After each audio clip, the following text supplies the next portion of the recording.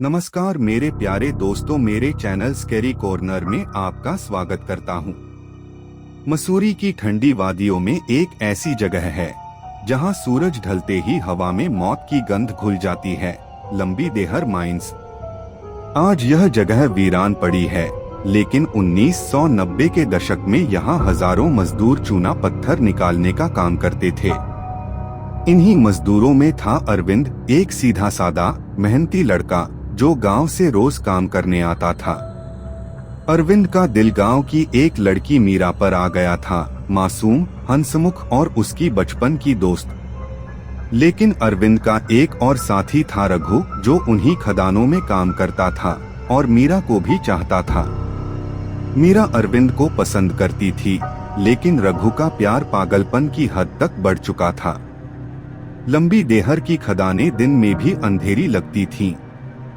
चारों ओर धूल का धुआं, फेफड़ों में चुभने वाली ठंडी हवा और कहीं दूर से आती खांसी की आवाजें, जैसे किसी की सांस टूट रही हो। मजदूरों को चूना पत्थर पीसने की मशीनों के पास बिना मास्क काम करना पड़ता था।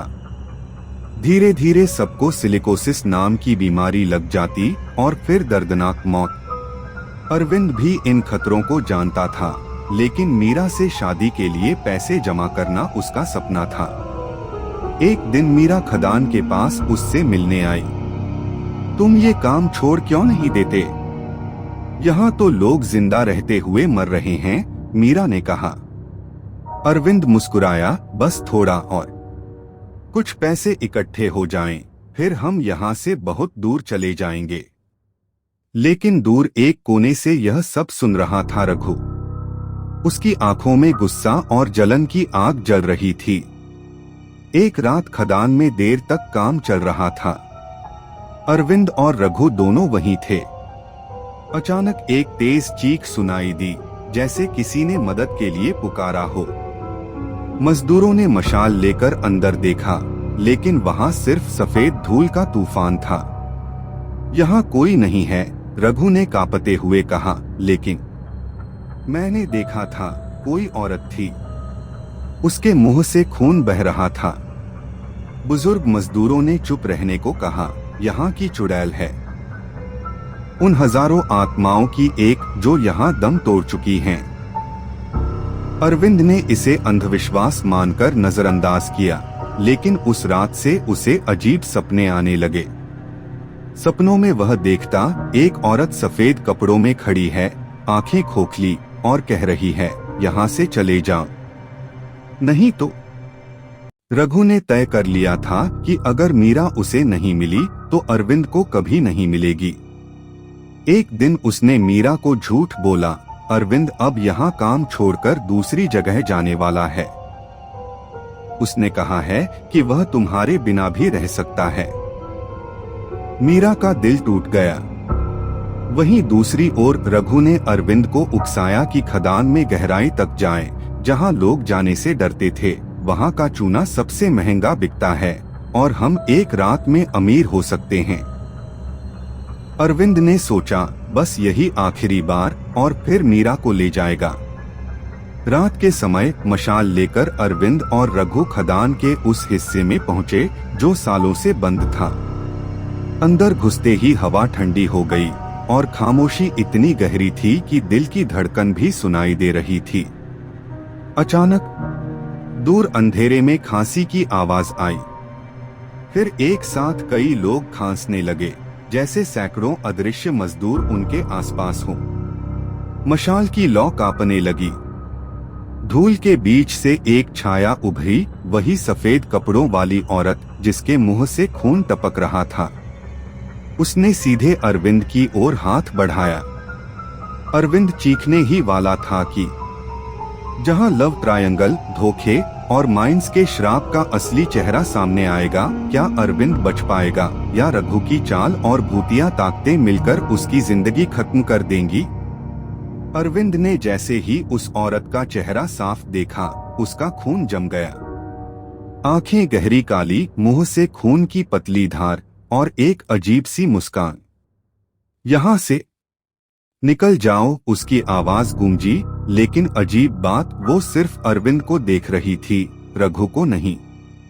अरविंद मशाल पीछे की ओर ले गया, लेकिन रघु ने उसके कंधे पर हाथ रख दिया। डर क्यों रहा है?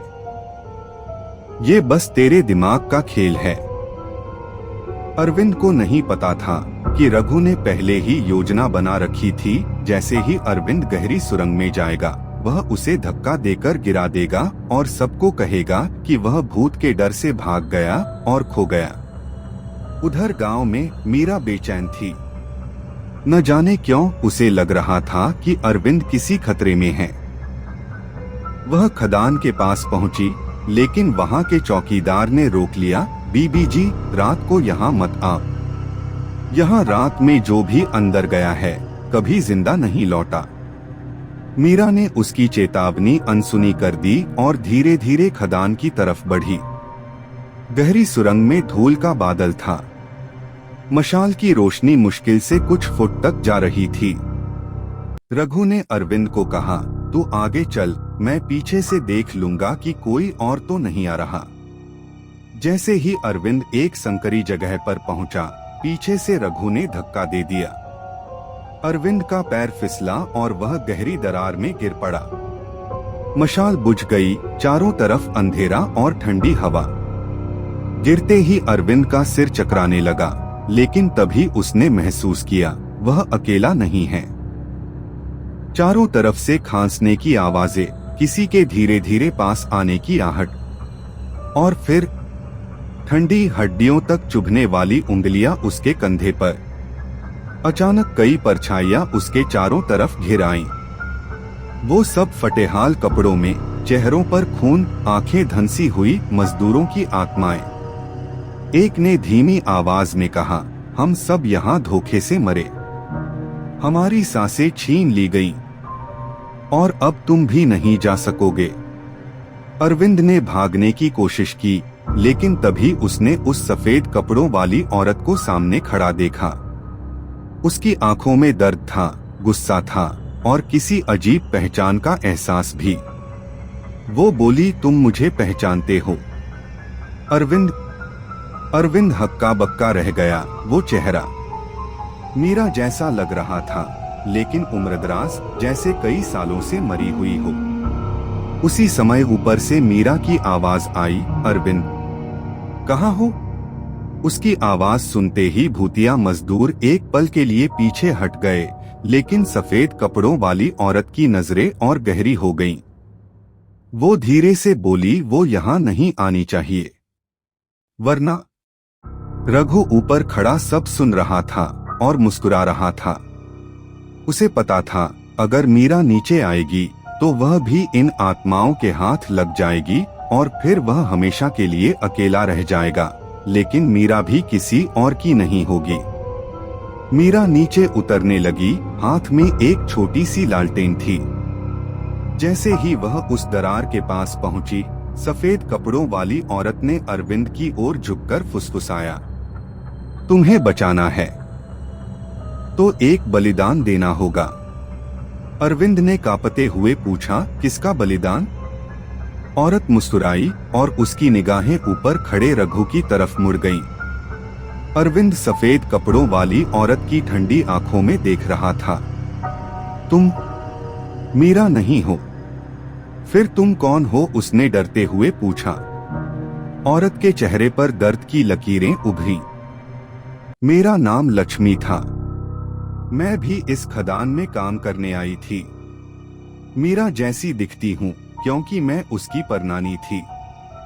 सालों पहले मेरे होने वाले पति ने मुझे धोखा दिया, मुझे यहाँ बंद कर दिया। धूल में मेरी सांसें थम गईं। तब से मेरी आत्मा यहाँ भटक रही है, बाकी मजदूरों के साथ। अरविंद की रूह कांप उठी। लक्ष्मी ने आगे कहा, रघु तुम्हें मारना चाहता है। अगर तुम बचना चाहते हो और मीरा को भी, तो उसका बलिदान देना होगा, तभी हम सबकी आत्माएं मुक्त होंगी। मीरा अब गहराई में उतर चुकी थी। लालटेन की पीली रोशनी में उसने अरविंद को धूल और खून से लथपथ देखा। हे भगवान, ये क्या हाल हो गया तुम्हारा? मीरा दौड़कर उसकी ओर बढ़ी, लेकिन रघु ने ऊपर से चिल्लाकर कहा, मीरा नीचे मत जा, वहां भूत हैं।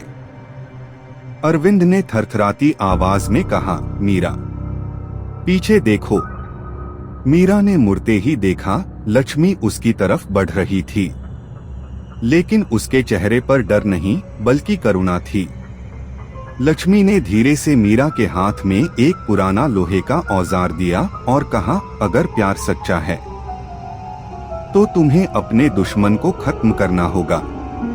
मीरा ने ऊपर देखा, रघु अब भी खतरनाक मुस्कान के साथ खड़ा था। तभी अचानक जैसे किसी अदृश्य ताकत ने उसे धक्का दिया, रघु नीचे गिर पड़ा। गिरते ही मजदूरों की आत्माएं उस पर टूट पड़ी। खांसी की आवाज, चीखें और फिर सन्नाटा। रघु का शरीर पल भर में धूल और खून में बदल गया। रघु की मौत के साथ ही खदान में गूंज रही चीखें थम गईं। लक्ष्मी की आंखों में शांति आ गई। तुमने हमें मुक्त कर दिया, अब हम जा सकते हैं, कहकर वह और बाकी आत्माएं धूल में घुल गईं। अरविंद और मीरा ने एक दूसरे को गले लगाया। उन्हें लगा कि अब सब खत्म हो गया है। लेकिन जैसे ही वे खदान से बाहर निकले, ठंडी हवा का एक झोंका आया और दूर से फिर वही खांसी की आवाज गूंजी। मीरा ने कांपते हुए पूछा, ये फिर से? अरविंद ने उसकी ओर देखा और चौंक गया। मीरा की आंखें अब काली पड़ चुकी थीं और होठों से खून की पतली धार बह रही थी। उसने धीमी आवाज में कहा, अरविंद, यहाँ कोई नहीं बचता। मेरे प्यारे साथियों, ये सिर्फ एक चैनल नहीं बल्कि एक जरिया है जिससे मैं आप लोगों से बात कर सकता हूँ और आप सभी को मैं अपने परिवार का हिस्सा मानता हूँ। और जब भी हम अपने परिवार से प्रशंसा पाते हैं तो बहुत प्रेरणा मिलती है। हमारे परिवार की एक सदस्या कुमारी स्वाति पाल जी ने हमारी पिछली कहानी पर भी अपनी मूल्यवान प्रतिक्रिया दी थी, जिससे मुझे काफी प्रेरणा मिली है। आपका बहुत बहुत धन्यवाद। और मेरे सभी सदस्यों का धन्यवाद जो अपना कीमती समय निकालकर कहानी सुनते हैं।